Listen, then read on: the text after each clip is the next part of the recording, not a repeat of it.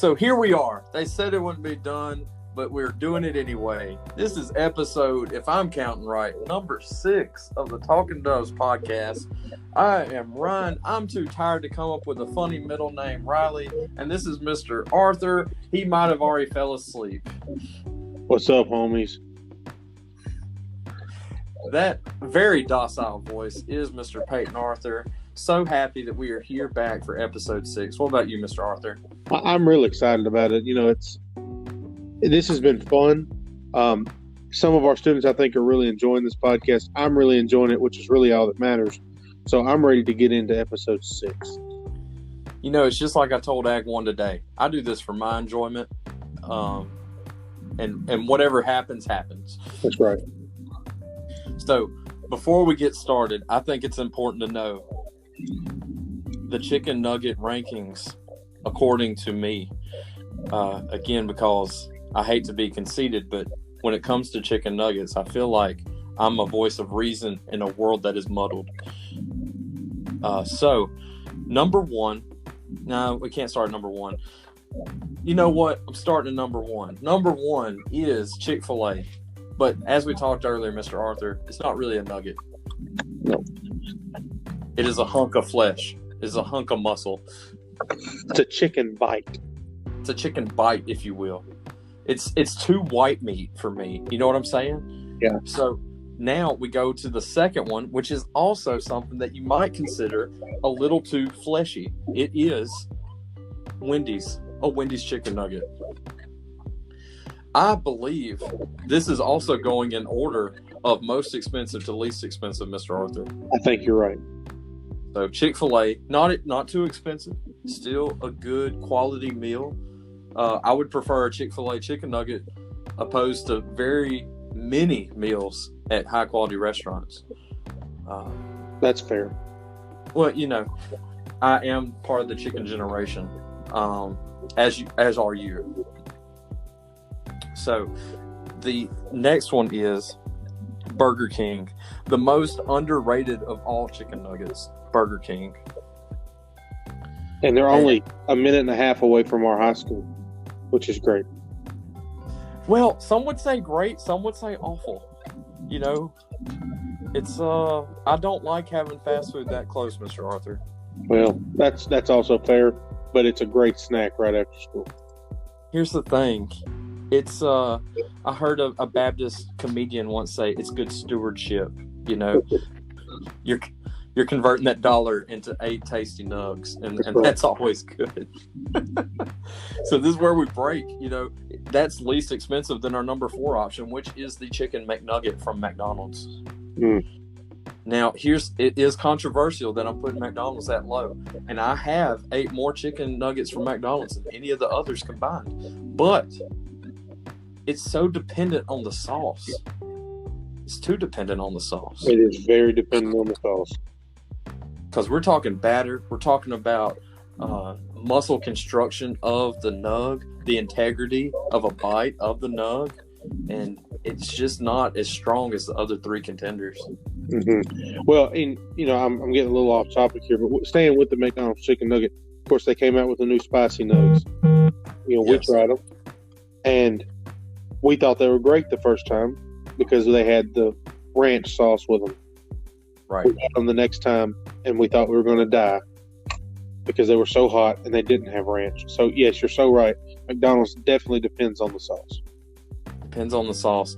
And I don't know if they offered this to you, Mr. Arthur, with the spicy nugs at McDonald's. There is a chili sauce that goes with it. Well, Did I you hear thought about that extra hot sauce or something. I thought to myself, if I eat something that makes this more hot than it already is, I wouldn't be able to make it to school the next day. All right, so before we have a couple of middle-aged guys talking about indigestion, I think we should go into the podcast, Mr. Arthur. Sounds like a plan to me. We'll tum it up. This podcast is brought to you by Prilosect OTC. Moving on to the next segment.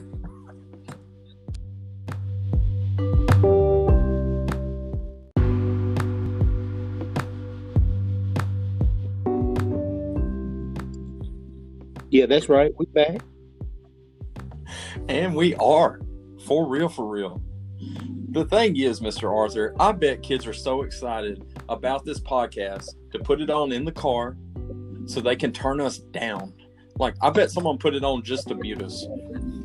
Well, I can't say if when I was in their shoes, I wouldn't have done the same. Oh, I definitely would have.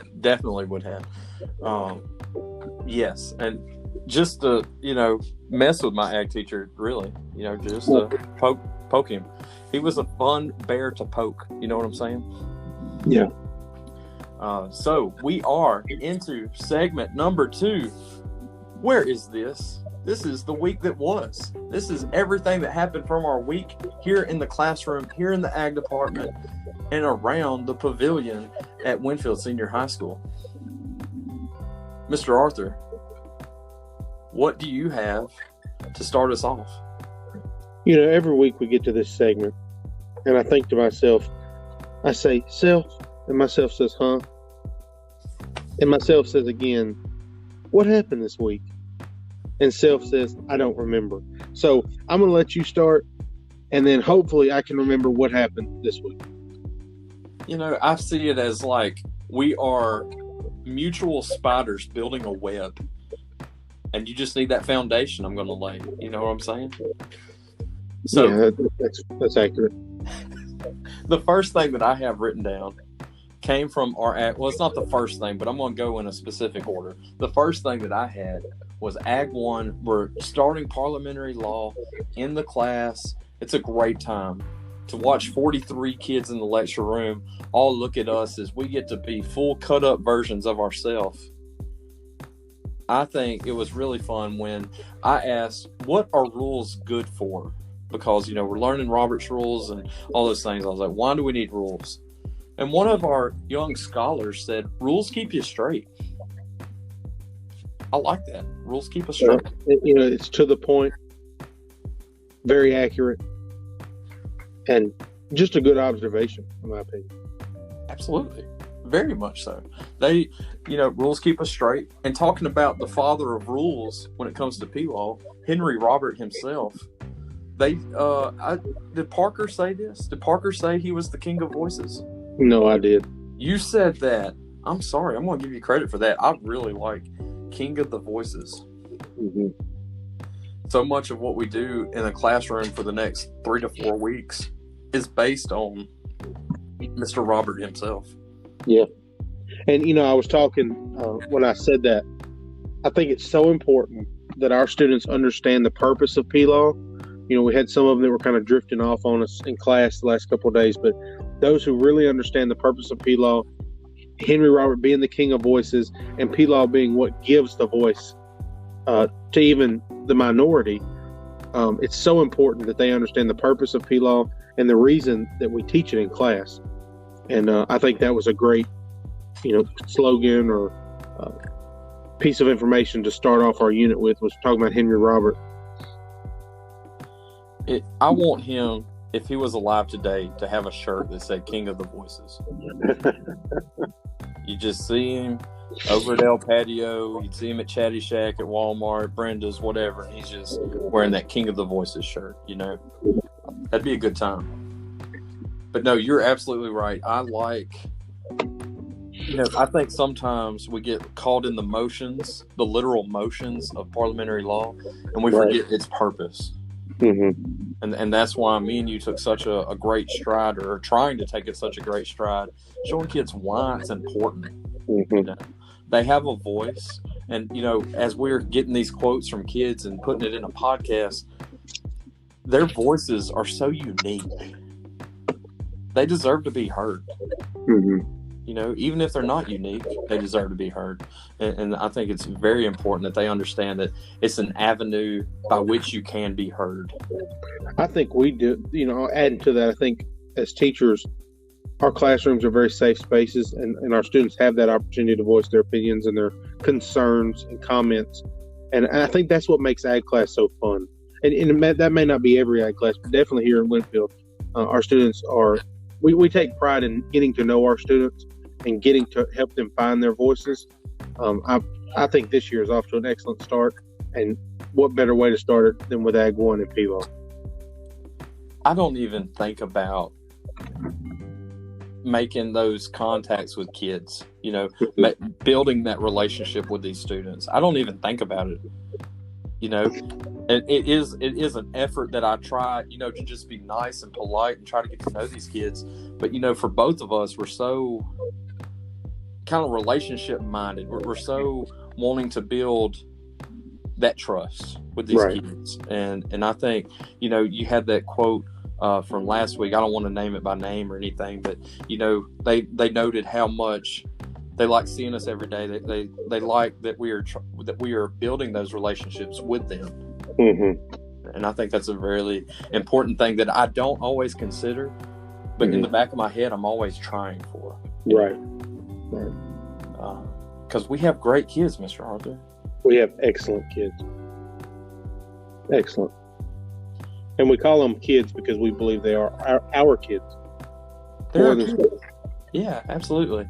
I grew up in a time where, we kind of like jokingly called people in their own grade kid. Mm-hmm. And I don't know, I'm like 30 years older than you, Mr. Arthur. I don't know if y'all were still doing that when you were in school. No, we weren't. Well, you also went to a fictional high school. Mm-hmm. That was in like comic books and stuff. I don't think it really existed. But I'm gonna say that we're valuing those opinions until I get to the next quote. And this quote, I almost don't want to say it because it offends me on a deep level, Mr. Arthur. Parker Carlino, I'm gonna call him out by name. He said that chocolate milk was basically just chocolate water. And I have one thing to say to that. Mm-hmm. Parker, if you're listening to this, I do value your opinion, although it's wrong. And I think that Mr. Riley needs to have a bovine lactation lesson with Ag 3-4. Because there's a lot more to milk than water. And that's where I'm going to stop. And Mr. Riley, if you choose to give them a lesson, which I think you should, there's where you can start. I'm thinking start with that, end with a chocolate milk taste test. That's what I'm thinking. Completely fair and excellent activity. Absolutely. That's something that has to be done because, we're trying to promote advocacy this year, ag advocacy. Mm-hmm. And I can't have one of my children thinking that chocolate milk is chocolate water. Mm-hmm. For one, because that kind of grosses me out. Yes. Yeah. And I had a student today, in fact, we were talking in Ag 1 about who likes soft cookies versus crunchy cookies, and we won't get into that debate. But she said milk isn't good for you. Ooh. And I didn't lose my Ag Jesus. All I said was, just wait till we get to animal science, and I think I can change your opinion. She said, I've been reading up on it. And so you're talking about ag advocacy, and you have to be very careful what sources you use when you're researching agricultural topics. Yeah, sometimes they'll go to like wehatefarmers.com, and you're just like, it feels like they might have a little agenda behind what they're posting. Mm-hmm. And I joke with you all the time about offering you milk because, due to certain reasons, you're not the biggest milk drinker. Mm-hmm. But, you don't have to like milk to see its value. Okay? No. Mm-hmm. I don't like tuna fish, but it is a great source of protein. You know what I'm saying? I can't argue with the source of protein. I don't want it. Right. It's still a source of protein. Yeah. That builds us up, Mr. Arthur. Do you have anything else to add on that? I do. Well, not on that. I do have something. So I'm not sure where you're going next. So unless you want me to interject now, I have a little story I was going to tell. Go ahead and tell it, because this is like a one-off thing that I want to add at the end. We, as educators, not specifically just in agriculture, but as educators, have the unique opportunity to watch students connect the dots. And I think that's so fun to watch, is if you're writing something on the board and talking and pouring your heart out, to watch students' light bulbs just come on. And we were talking in Ag 2, working a little carpentry math, doing a little safety, getting ready for a carpentry unit. And I was talking to them about actual versus nominal sizes of lumber, which is something, that in carpentry is very important. And we were talking about buying boards in 8, 12, 16-foot lengths. And one of my students asked why I had to buy so many boards, why I couldn't just buy one that was over 100 feet long. And when I explained to her why we couldn't do that, and, I mentioned forestry and how tall trees were, and then I told you this story later, and I told her today, I said, I wanted to add to what I had told her. You said when you talked about measuring logs in forestry, they were 16 feet tall or feet long. And, that's kind of how we get our measurement of lumber. Just to watch the light in her eyes light up when she understood. And so, we get a laugh out of it. It's funny. But some of the questions are asked in pure curiosity. And it's so fun to watch those lights come on. It really is, and that's something that we get to experience kind of more than other avenues of different disciplines, And here's the thing, that'd be so easy. We joked about all kinds of stuff with that, but how would it get here and all that, but it's a great thought. That's what you should be doing. You should question everything. You should ask those questions. Mm-hmm. And you're absolutely right. That's a great part of the educational circle, if you will. So the next thing that I had to say was something that I've hid from Mr. Arthur. But the other day, Mr. Arthur, we're in class, and there's an announcement on the intercom for whoever checked out the cassette player to please bring it back. And I'm with my Ag 3-4, and we just all stare at each other for a good 15 seconds. And it may not be funny to everybody, but for me, it was just so funny. I think it's funny because I know why they were asking for it. And I don't mind telling this on the podcast. I'm teaching during fourth block, and my kids are getting ready to go to lunch because we go to lunch mid fourth block. And a couple of students come down and said, "Hey, do you have any duct tape?" And I said, "No, I don't. I think I asked you." I said, "I don't think we do have any duct tape." I said, "What do you need tape for?" And they said, "Dr. Cole needs it for his CD player." And I just kind of looked at them like they were stupid, and I shouldn't have done that, but I was confused. And I said, "Okay, well," and so I went and got some electrical tape out of the supply room and left my class with you. I had to know what he was doing. And this piece of antiquated 1960s equipment that I assume was this cassette player that they were so diligent to find, the power button wouldn't stay down. And I talked with Dr. Cole, and we fixed the problem, and he could play Macbeth out loud on that CD player when I left, which was all his heart desired. But before I left the room, I said, "Hey, Dr. Cole, I think I have another record player in the ag department if you need it." And you talked about that pause, that 15-second pause. He looked at me and he said, "That's spoken like someone from Sabine Parish." And I didn't know what he was talking about. So, "What do you mean, Doc?" He's like, "You said record player." I thought, boy, I've only been in here for 5 minutes and he's already rubbed off on me. When that happened, when that announcement was made, I was trying to write it down through my laughter. And I couldn't remember how to spell cassette. And I went to ask the kids, and I said, "Y'all won't know." not due to intelligence, but due to antiquity. Yeah, it's not something that's used or a word that's used very often. So it was a great part of my Tuesday or whatever day that was. I'm curious to know how many people listening to this podcast don't know what a cassette is. Yeah, Mr. Arthur, we have. I mean, think about this. We are 19 years from 9/11. We are, 11 years since my graduation. Our kids are, somewhere between the age of 13 and 19. So a solid percent. I wonder when the last year they put cassette players in trucks.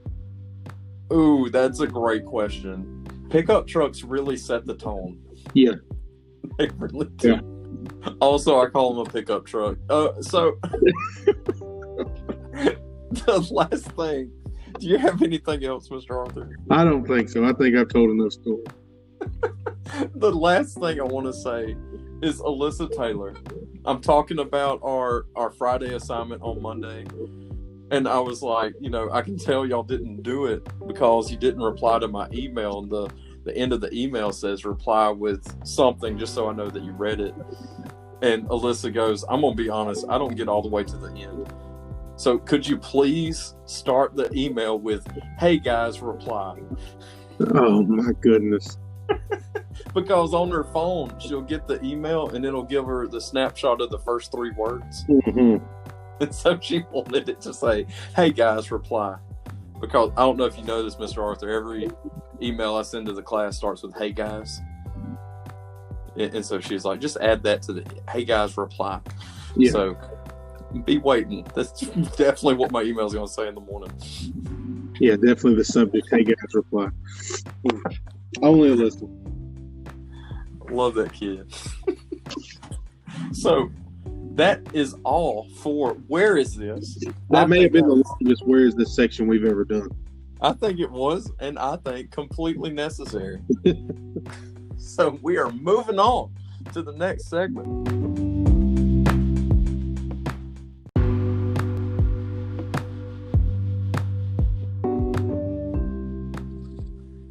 That's right. That takes us to When Is This? Our FFA news that is directly affecting our chapter, district, area, and state levels. Mr. Arthur, you cued us into a little song. Yeah. What happened last week? Our poultry team won state, baby. State dubs. Got that number 35 state championship. Number 35. The big 3-5. They always say number 35 is the most special, right? It is for me. So why don't you give us the members of the team? Let's give them a shout out. All right. So on our senior team, we had graduated senior Bailey Williams, who graciously came back from Northwestern to compete with us.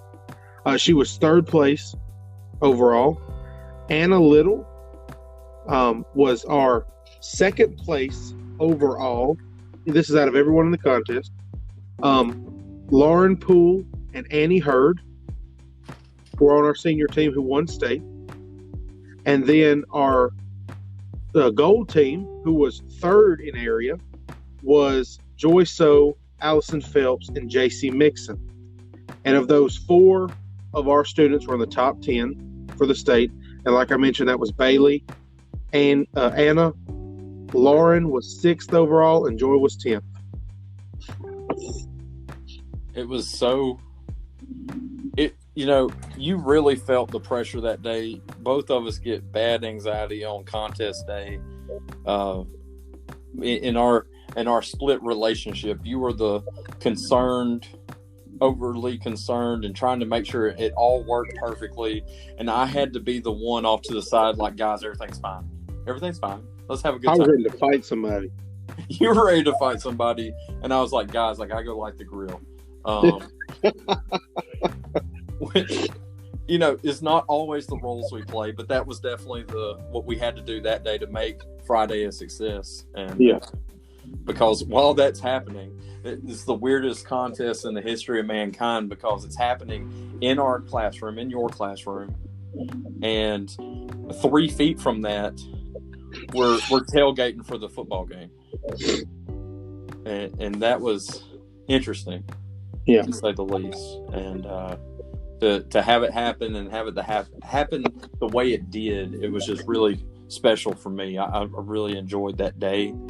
I'll always remember the phone call we had to make out because, one of the students wasn't able to be in the room with us. Right.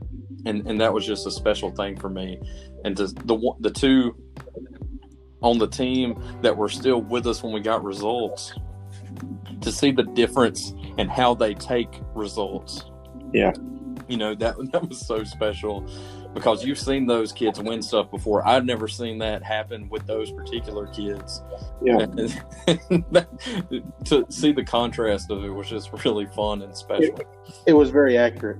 And but I think what made it so special was in conjunction with that football game and the tailgate, which I loved. Coach commented on the tailgate. I forgot to mention that to you. He loved it. The kids were still here. And they were, we got those results so fast, and we were able to share that information with a big part of Winfield because the football game was going on, and it was really, really special. It's one of those things that you were anxious, and I was just trying to, entertain the ones that were outside and not competing, and we were so busy in that moment. Mm-hmm. And now to look at it, 6 days ago, it was so fun and special. And I'm so glad that, to be a part of it. And it's just a real fun journey that we're on. So, again, congratulations to that team. The first, and I don't know if you said this a while ago, the first Poultry state championship in Winfield FFA history. I did not say that, and that is so true. And I know Mr. Vines was very excited.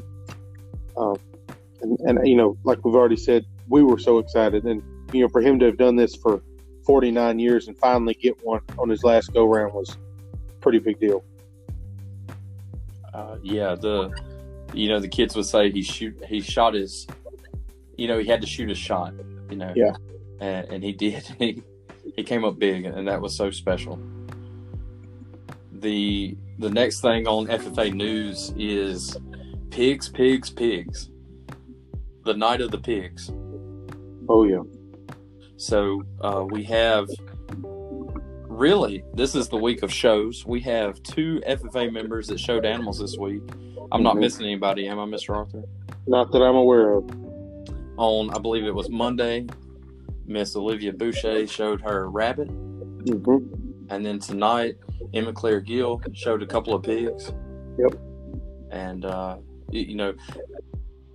we talk about football season, meaning that it's fall, the crisp weather.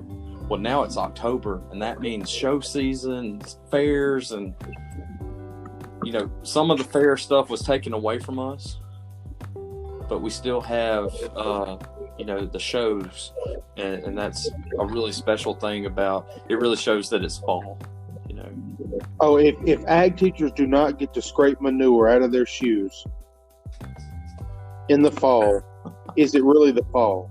We live for that. That's why we're here. That's why we're here. To scrape manure. It's just part of the description that you don't see when you sign up for it, Oh, mm-hmm. It really is what sets it apart. So that takes us into right before the pigs today. We had something special. First P-Law practice of the year. So exciting. And on the notes, I put SZN. Mr. Arthur, do you know what that means? P-Law season. P-Law season. Yes, it's here. LDEs are here. We've been talking about it for, it feels like a month, and we are finally in it. So next week we start. Well, next week's a short week, so we have one next week, but the next week we have 2 every week at least, and that is so special to see those kids after school. Well, because when kids come after school, it means they want to be here. You're right. And we had, I think, 8 or 9 today. We had a couple that had conflicts, but to see them be so excited to get back into the swing of things for P-Law, it was excellent. It really, it almost, we do get paid, 12 months to be here and to be with the projects in the summer and the contest conventions and camps and all those things, but we don't have to practice after school. No. It's not something we have to do, but it's something that without it, I don't know if I would be a teacher. Right. And it's something that just is so special.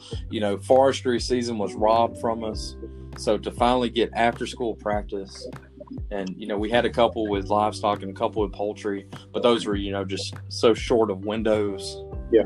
But now we're in an actual season, and I'm so excited. We talked about that relationship, or, being relationship oriented and making connections with our students.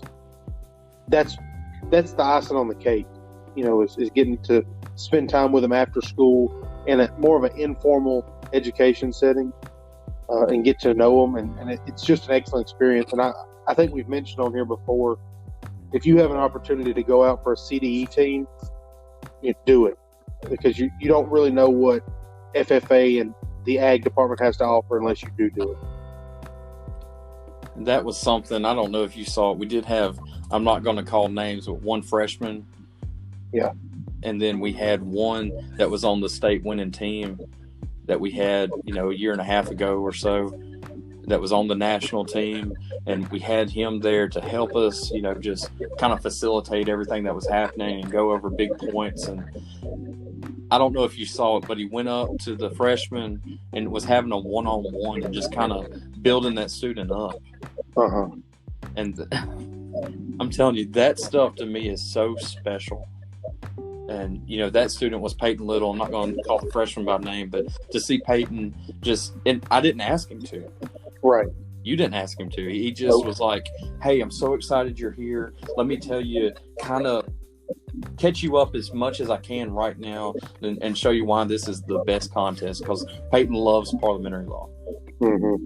And to see that connection, that mentorship that you can't get 8 to 3 in a classroom. No, you can't. You can't do it. And that's what, me and you've talked about. We're so excited to have those kids acting as mentors and coming back and helping train and build those kids up, and to see it I'm finally able to see it in action, and it's just special. So a couple of more things, Mr. Arthur, is that we have the State Fair Quiz Bowl.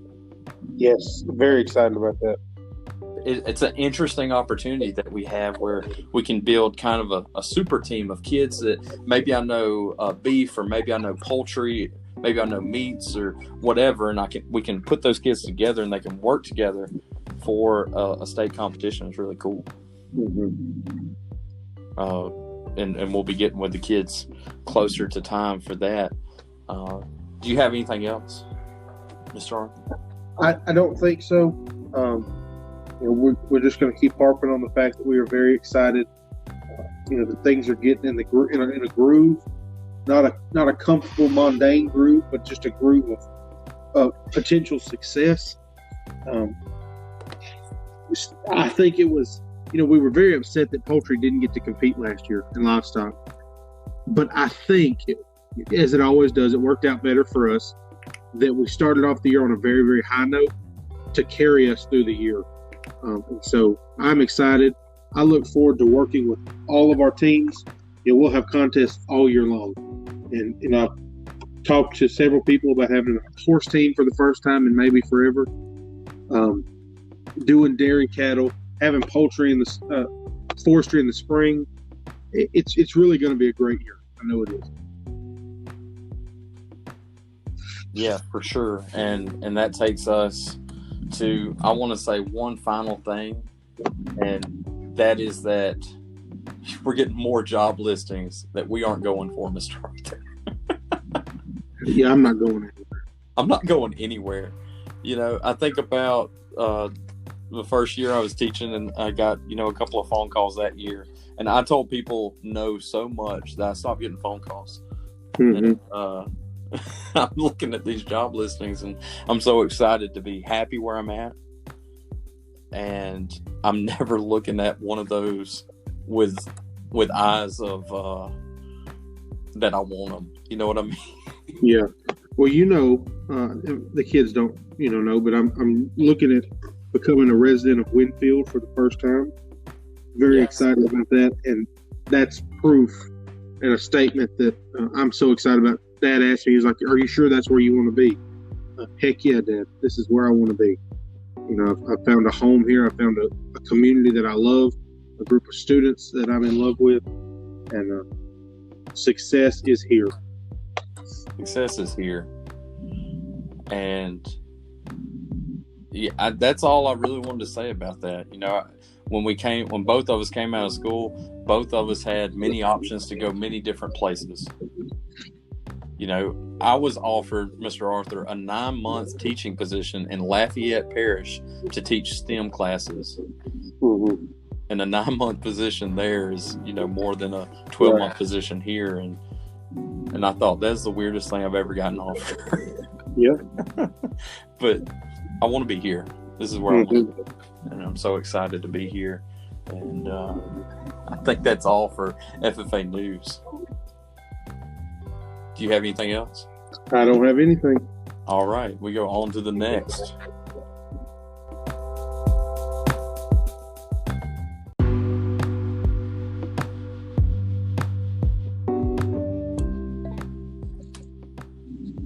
Hello, Mr. Arthur. Hey, that's my line. And we are into the final. Oh, I'm sorry. I can't count. Here we are at the next to last segment. We're talking about why is this?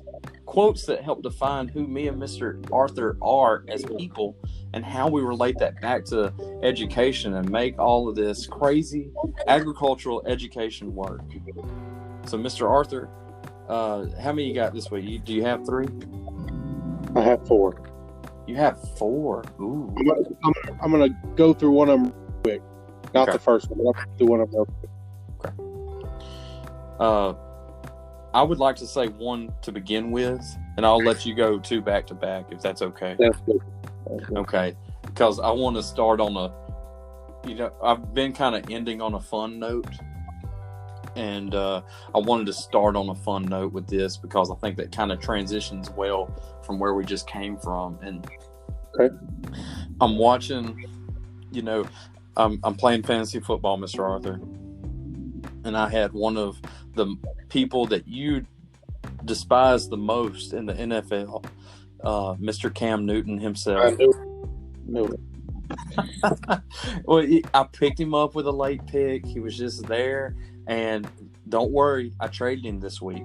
I got rid of him because here's the thing: he scored a lot of points when he was on my bench, and then I gave him some primetime spot, and he was trash. But here's the thing: I was watching his post game, and he was talking about what a pleasure it was to be with the Patriots. He's so happy for the opportunity to work with Belichick, whatever. But at the end, to set this off, he's wearing a bright purple suit.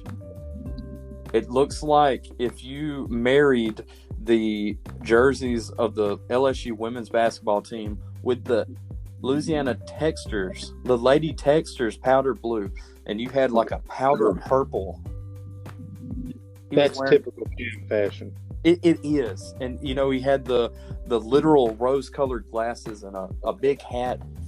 He looked like he was there for a good time. You know what I'm saying? And somebody asked him about what he was wearing. And Cam looks in the camera and he says, "Anytime I can lighten the mood, I hesitate not." And I like that. I hesitate not. Anytime I can lighten the mood, Mr. Riley himself, I like to hesitate not. I like to lighten the mood. Oh, Cam. Okay.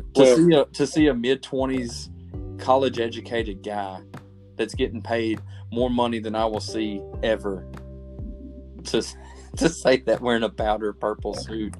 I think that's a position we should all be in. Anytime you can lighten the mood, help lighten the load of a fellow brethren, let's be as fun as we can be. You know what I'm saying? Well, I think it's a good point. I'm not a fan of who said it, but it's a good point. All right, my turn? Yes, sir. All right, so I wanted to continue on the track of success. So I dug deep and pulled a quote from one of this is not accurate fact, but one of the 2 books I think I've ever read. I have 2 books that I read quite a bit. I'll go back and reread them. But one of them is An American Life, the autobiography of Ronald Reagan. And he said in his book, no matter what your background, no matter how low your station in life, there must be no limit on your ability to reach for the stars, to go as far as your God-given talent can take you. And, like I said, I've read this book, I don't know how many times, countless. And to see a young man come from the countryside of the Midwest to California to become a successful actor, to governor of California, to president of the United States. He got his initial start of speaking, broadcasting football games. And that took him all the way to Hollywood, which ended up him in the Oval Office. It's an inspiration. And I think it says something about students here in Winfield, says something about you coming from Olive, says something about me coming from Hornbeck. We can make a difference. We all have a God-given talent, and there should be no limit. Wow. I think, coming from him and putting the spin on it that you did, I think I completely agree. I don't have anything to say other than, wow, yeah, absolutely. That's something that we can all strive for on every level. And then, Mr. Riley, that's one book I read a lot. What's the other book, Is it a Pat Summitt book? Yeah, duh. It's the Pat Summitt autobiography. Sum it up. And let me read the whole title of the book to you real quick. Sum it up. 1,098 victories, a couple of irrelevant losses, and a life in perspective. What a title. What a title. She says, again on that same note, there is an old saying, a champion is someone who is willing to be uncomfortable. And I pulled that today, not going to call any names, because of that freshman who showed up to practice today, who was so willing to put herself in a position that she was unfamiliar with, she was uncomfortable with, and that would enable her to grow. I think was so inspirational to me. I was so glad that she decided to come to practice today. And, and I say she was uncomfortable with P-Law. She had never been to an FFA event. And her first one was to join the returners for P-Law so she could learn more. And so I'll leave it at that. But that really spoke volumes to me. Well, I'm going to take that, and this really builds into my second one. And I'm not going to quote the whole song, but it is a song, and it's off probably my favorite Christian rapper of all time, my favorite Christian hip-hop artist, is off of his first album, and the title of the song was Young, and the line that he kept repeating was, "It doesn't matter if I'm young." And when it came out, Mr. Arthur, I was young, and it was something that, I think about the Proverbs and I think about Ecclesiastes, not trying to get too, I don't want to be preachy. Right. But, and even with Paul, there's several places in the Bible that talks about it. Don't let your youth hold you back. I'm just thinking about 2 Timothy, yeah. Yeah, and in Second Timothy was written right before Paul died, and that was one of the last things he tried to give him. Yeah. He's like, Timothy, don't let that hold you back. And I think that really fits together with talking about that young freshman, talking about all of us. And I say that when this song came out, I was my first year teaching, or it might have came out the year before, but I heard it my first year teaching, and I worked with a guy that had the reputation of having a very great program. And I felt like I was playing second fiddle because I was. And one thing that he helped me with was like, I'm not expecting anything out of you but to teach. And so when I got the teaching under my belt, and I felt like I was comfortable, I could start adding things on top of it. Yeah. But I couldn't let my youth hold me back. And that's something that the faster you learn that, the better you are. And I definitely agree wholeheartedly. And you were talking about, those places in the Bible, and I mentioned Second Timothy because that was something I used kind of as a driving force through school. I graduated high school at 17. I was one of the youngest ones in my class, all the way up to this point where I'm a young ag teacher. And, you compared to ag teachers across the state are a young ag teacher. Right. And it's so important that we don't get discouraged. And that goes for anybody. But I'm just speaking specifically about our profession and how successful we've been as young ag teachers. And, you can't let your youth define who you are. You cannot. You have to prove your worth.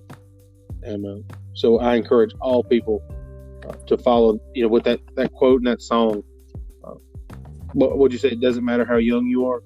Yes, it doesn't matter. It don't matter if I'm young. Yeah. So, and real quick, you said that about the ag teaching profession, and I'm not even going to mention that you said even you are considered young in the profession. I'm just going to let it slide. It's fine. It's fine. No, but in all seriousness, you're approaching mid-career. Oh my gosh, Mr. Arthur. Moving on from that, I want kids to know.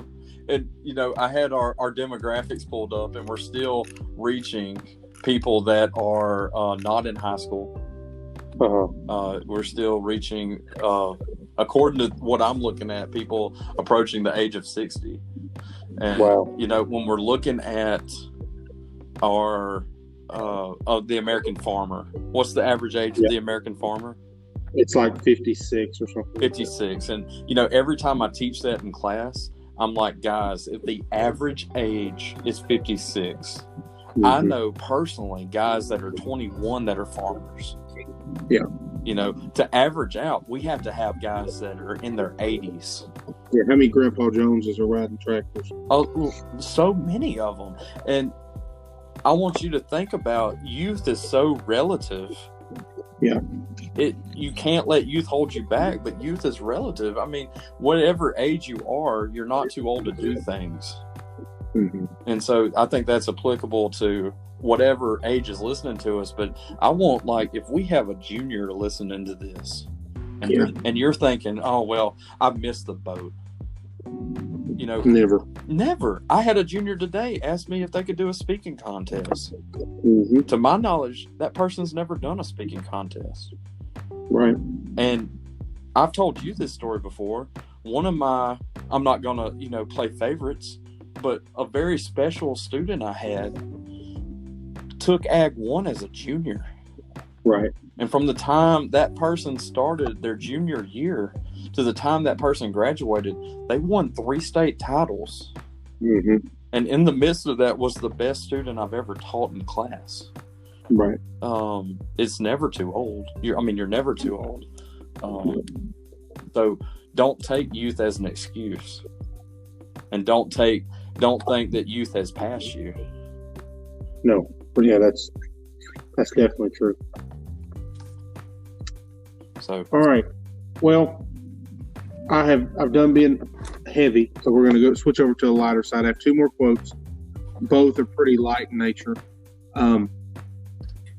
Mr. Riley, if you had to tell the audience listening right now, what is my favorite movie? Your favorite movie, I believe, is still Magnolias. It absolutely is.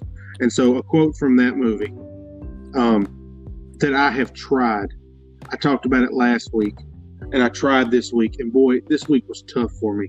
But it was Dolly Parton, and somebody walks in the room, and she simply says, "Smile. It increases your face value."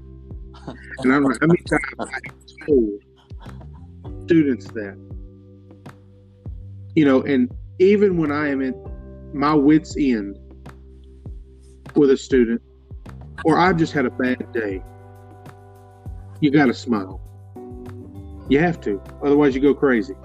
So next time, whoever's listening, next time you get frustrated, you get down, find a reason to smile. And I think Mr. Riley and I do a pretty good job of that with each other.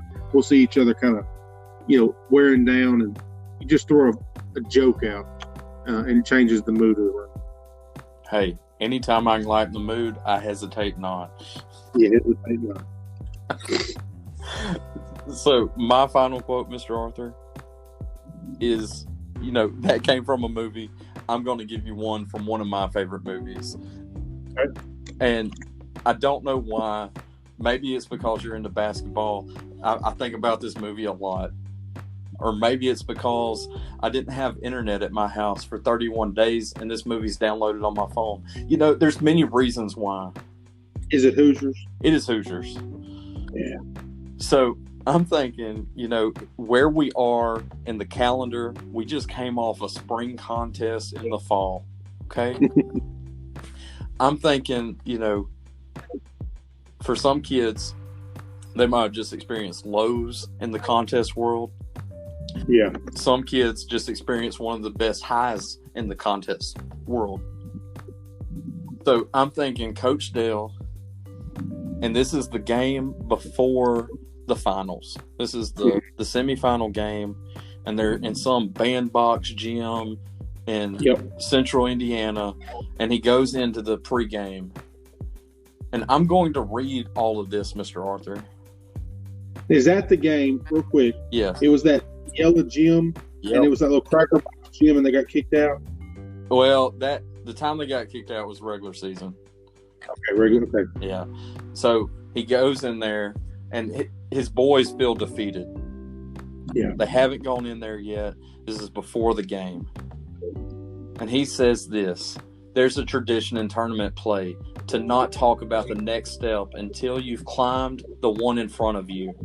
I'm sure going to the state finals is beyond your wildest dreams. So let's just keep it right there.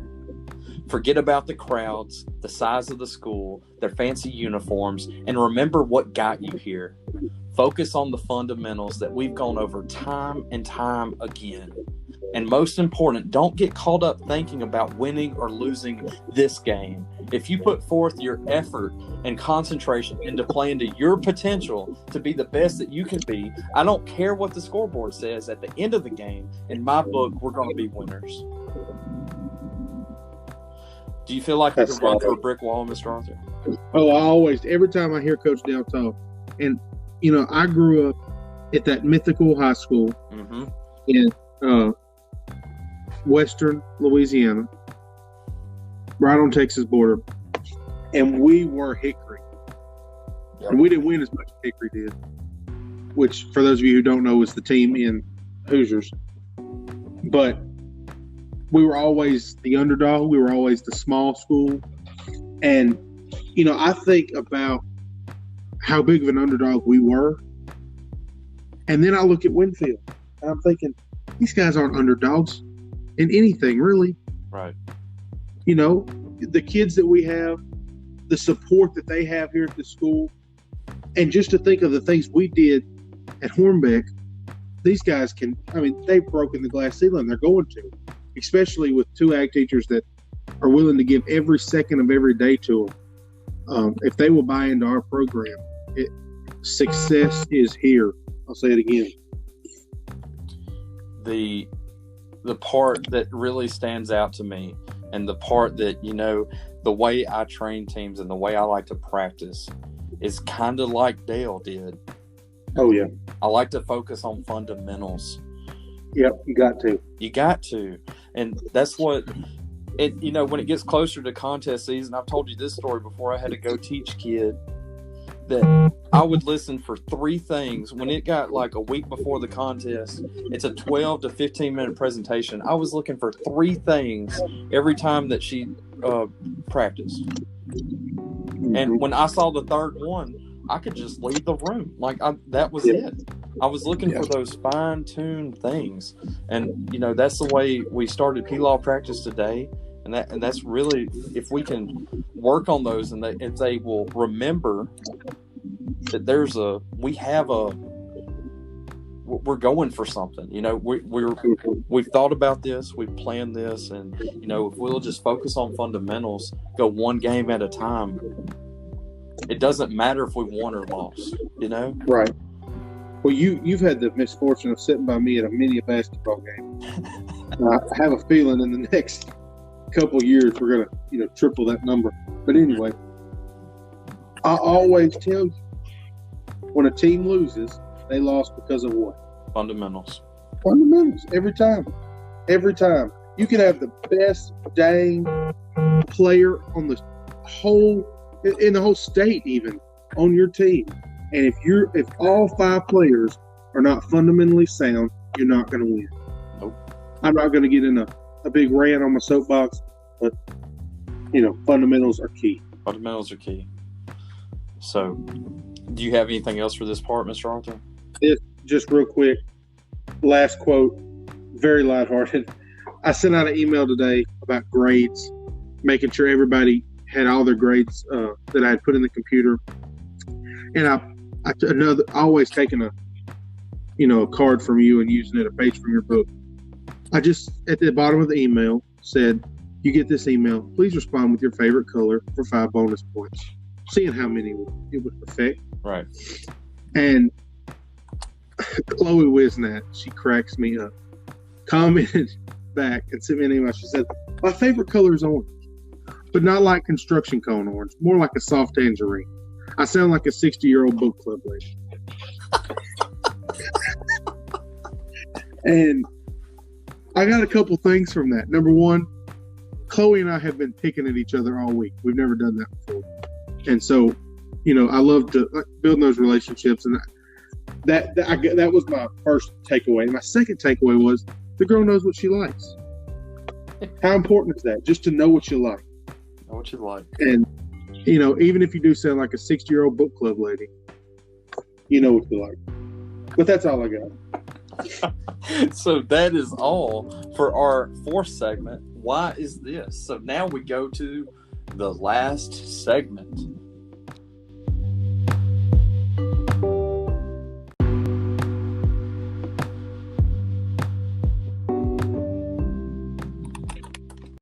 So here we are, the last segment.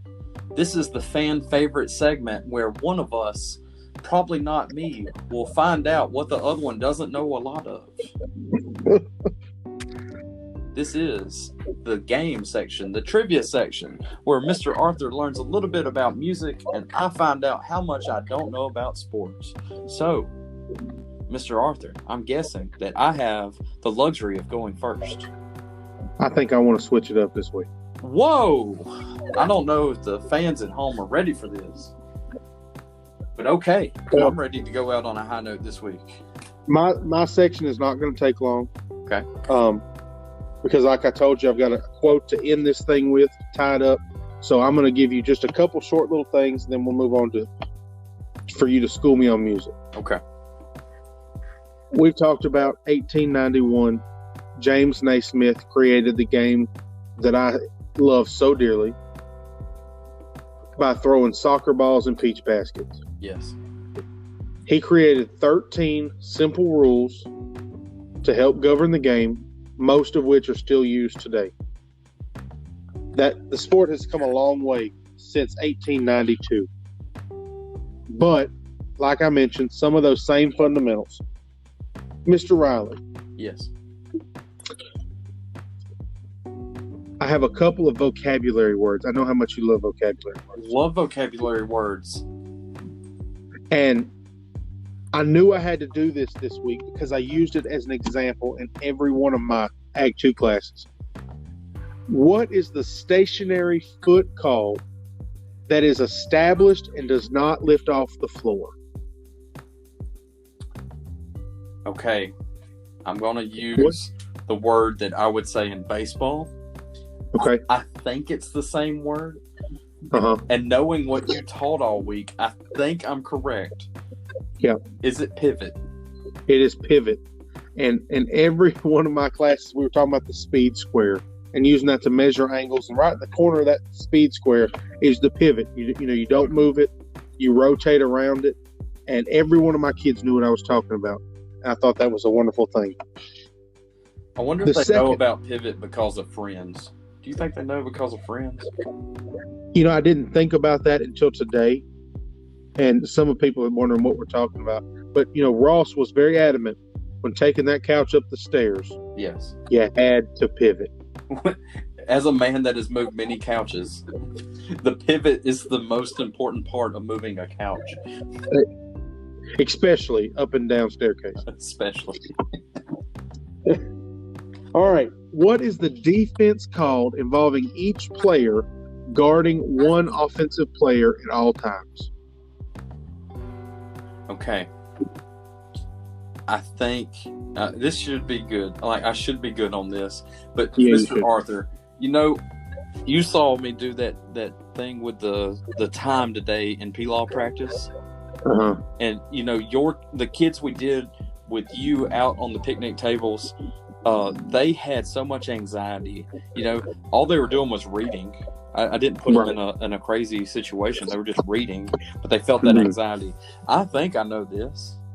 Yeah. I feel so much anxiety. Let me take a deep breath.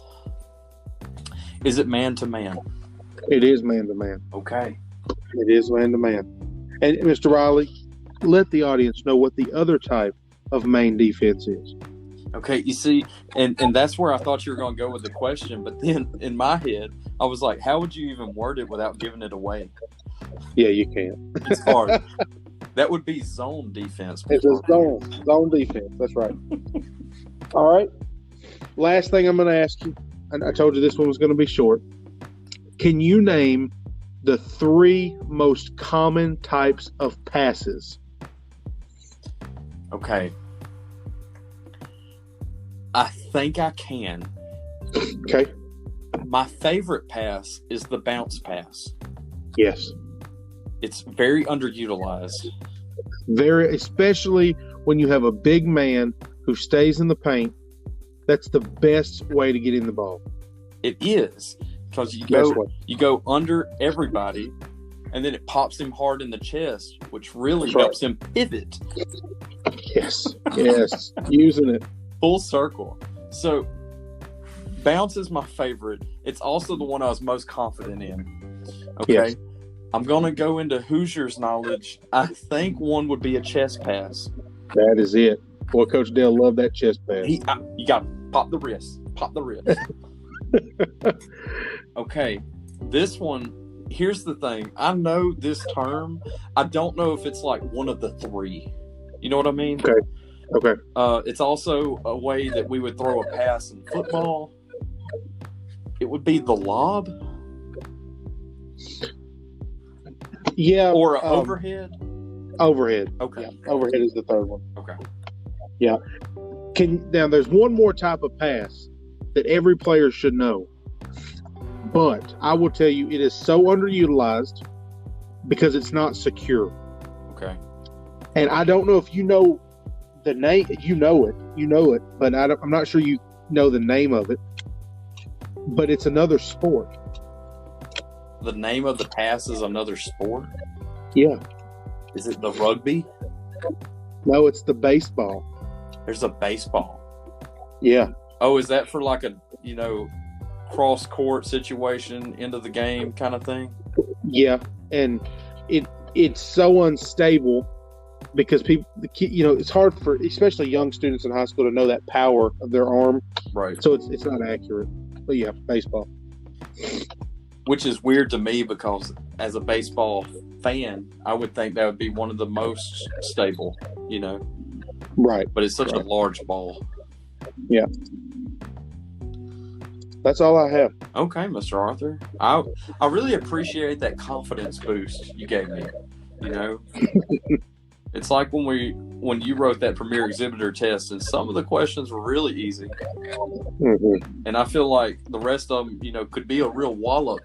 And I feel like the other 5 episodes, I've kind of gotten walloped, and so it was. Yeah, a lot of history stuff. So in the past. So. I'm good with history except for dates, names, and places, but everything else I'm pretty good at. So, Mr. Arthur, you went to the foundations of basketball and you found me a quiz. Yeah. And, that's a real special time that I definitely was not a part of. You weren't a part of, but it's such a cherished part of sports history. Mm-hmm. In the music world, I'm not going to go to anything like that today. Okay. But I'm going to focus on one of my favorites, which I think really, if I'm doing this correctly, I should focus on my favorites and share that love I have with you. So that's what I've done for the past 5 weeks. So right. So that's what I was going for when I wrote this quiz for you, Mr. Arthur. Okay. All right, I'm ready for it. So when I was in end of middle school, beginning of high school, there was a young lady she captured the heart of many a young man across the country. This would happen to be a young lady that was born 11 months before me. I'm talking about none other than Taylor Swift. Okay. The T Swift herself. Mm-hmm. Taylor was born in December of 1989. Obviously, if you know her albums, one of them is 1989. She's going back to her roots, that kind of thing. So, right. Born in December of 1989, Taylor has went on a magical journey, not a tragical journey, a magical journey throughout her 30 years of existence. But her life started in which eastern Pennsylvania city? Hint, the city's name is a gerund, which is a verb that has an ing that functions as a noun, even though they mispronounce this word. If you need me to repeat anything, Mr. Arthur, I don't want you to repeat any of that. I didn't get it the first time. I'm not going to get it the second time. What I understood is, she was born in a town in Pennsylvania. Yes. That at least part of the name can be used as a verb. Yes, it's the whole name of the city, and it ends in ing. Okay. And it's mispronounced.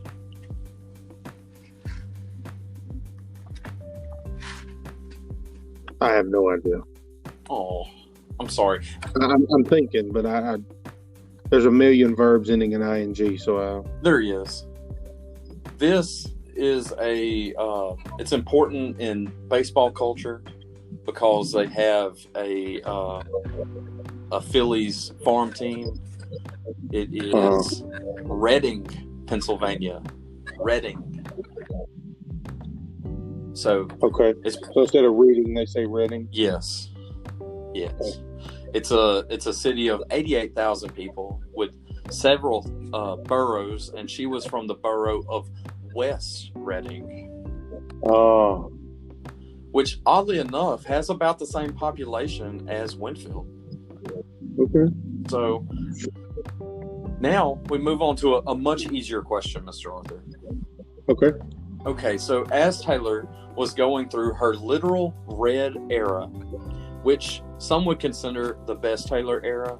I don't really, but anyway, she was starting to become a true pop star, making appearances and non-musical properties.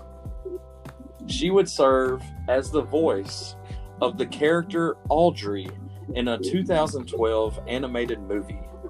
Name the movie. Hint. This should be a favorite animated movie of every plant nerd and it is featured somewhere in Winfield Senior High School. I want you to repeat that one more time. The hint? Yeah. Okay. This movie should be a favorite animated movie of every plant nerd, and it is featured somewhere in Winfield Senior High School. What year was that? 2012. Okay. Think about Winfield Senior High School's theme. Yeah, I'm thinking about that bulletin board. Mm-hmm. It's the Lorax. It is the Lorax. Congratulations. I think that should be a favorite of every plant nerd. Yeah, that's a pretty solid film. And you should really understand the importance of biodiversity after watching it. But I'm not going to get on that soapbox. Yeah. Because those trees were weird. Anyway, so now the year is 2020. We are in the post-modern era of T-Swift. She really should amaze all of us with how versatile she really is. In an 11-month window between August 2019 and July 2020, Taylor would release 2 albums that were completely different in their tone. But between those 2 albums, she released a single for Christmas. The single shared a name with an agribusiness that her father had purchased when she was a young child. Name the business that her father bought that is also the name of this 2019 Christmas song.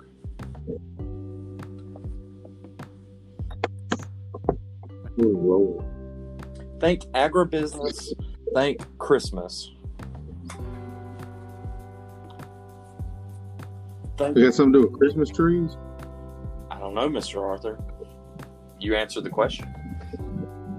I ain't got no idea. You know, I'm not a T-Swizzle enthusiast. But just go with your heart.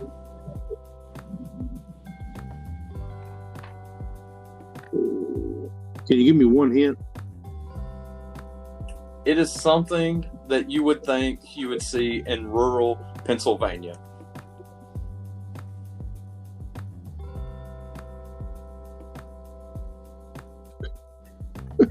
It has farm in the name. And you've already said most of it. Christmas tree farm. Christmas tree farm. Look at that, Mr. Arthur. You're already... Is that legit the answer? That's the answer. That's impressive. Her father was a mutual fund guy, worked for one of the big, like Edward Jones type people. Mm-hmm. And he had a client that was selling a Christmas tree farm. And so he bought it. He has since sold it. And but anyway, that is our T-Swift quiz of the week. Well, that's pretty good. Learned a little bit. A little bit. So, Mr. Arthur, we are getting dangerously close to having to end this fun trip. What do you have for us? I had a quote that when I was going through quotes that I wanted to do, and I knew I wanted to do one out of Pat Summitt's book, but I didn't think that it would fit in the quote section. I thought it would kind of serve as a good salutation, see you later, piece of something to think on. In Pat's last years, she focused a lot on the history of her organization and how she started that team. Or not really started it, but kind of kick-started that program back off in the 70s. And this is the quote. And obviously, when I read this quote, it's going to have a lot of nouns that relate to Pat Summitt. But, Mr. Riley, I want you and I want the listeners to think about this as Winfield FFA. Okay? She said, I remember every player, every single one, who wore the Tennessee orange, a shade that our rivals hate, a bold, aggravating color that you could usually find on a roadside crew or in a correctional institution. But to us, the color is a flag of pride because it identifies us as Lady Vols And therefore, as women of an unmistakable type, fighters, I remember how many of them fought for a better life for themselves. I just met them halfway. And I had that in my book that's actually underlined. And I thought to myself, because the first time I read this, I think I was in college. And I thought, when I teach, I want my program to feel like that FFA emblem is that aggravating emblem of pride for us. And everywhere we go, we wear it, we do it well, we represent it well. I never thought about the school that I would be in. And to me, that W is that aggravating emblem to everybody who does. And especially being from Manning, every time I'm in Manning, I'm trying to wear that W because it bothers people. Yep. But I do it not as just an aggravation, but as a representation of my students. Everywhere I go, I think that W represents them. And so the W, the FFA jacket, is to be a color and a flag of pride. And think about those who wore it before you. That's all I do.